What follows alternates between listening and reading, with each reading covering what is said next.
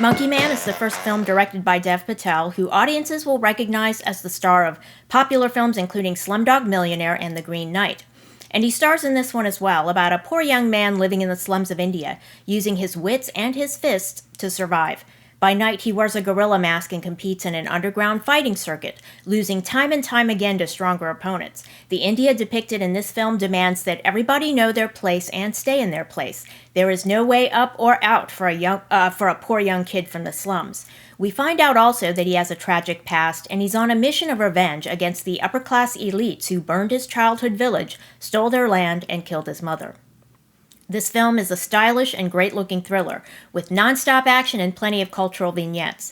The film was produced by Jordan Peele, so the Hollywood blockbuster element is there. The film has been compared to John Wick, rightly so. The first half of the film is action, action, action, and not much plot.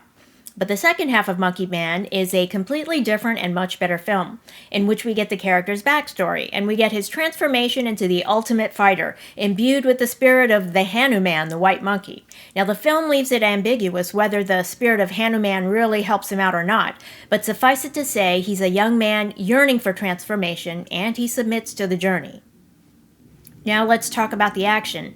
The fight scenes end with a much more graphic depiction of violence than the John Wick films.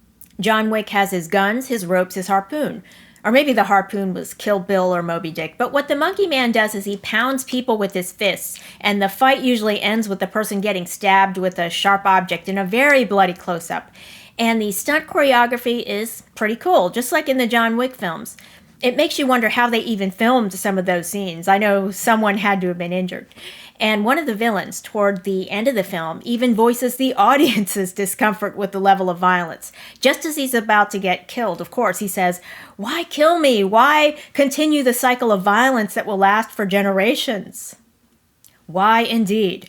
But the film doesn't dwell on that question. The Monkey Man is a straight-up action hero, or even superhero, who obtains, it seems, supernatural fighting ability, and uses it to complete a revenge quest. The film is based in established genres. Now let me just briefly discuss another fight film, Raging Bull, directed by Martin Scorsese. There's a lot of hand-to-hand combat in that film as well, in the boxing ring and outside the ring. When the Raging Bull of the title, middleweight champion of the world, Jake LaMotta, slaps his wife. I mean, he's the man who knocked out Sugar Ray Robinson, and he's hitting his wife. Now, it's a sad story, and the film barrels toward a conclusion of Jake LaMotta's downfall and disgrace. He goes to jail for pimping underage girls, and did I mention his wife was underage when they began their relationship? And he was married to someone else at the time, so this is not a noble individual. But the film ends with his redemption of sorts, when he realizes, after his wife divorces him, takes their kids, he loses all of his money, he becomes middle-aged, gains about 100 pounds, and then in solitary confinement, he realizes in life you need to be a different type of raging bull.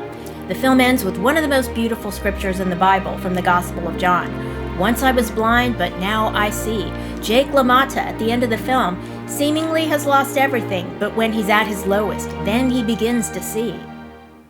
I would have liked that type of transformation at the end of Monkey Man, but the main character, the Monkey Man, isn't a complicated anti-hero like Jake LaMotta. The Monkey Man doesn't need a moral transformation, and the villain of the film is a religious cleric who's an outright fraud, so he hasn't earned a transformation.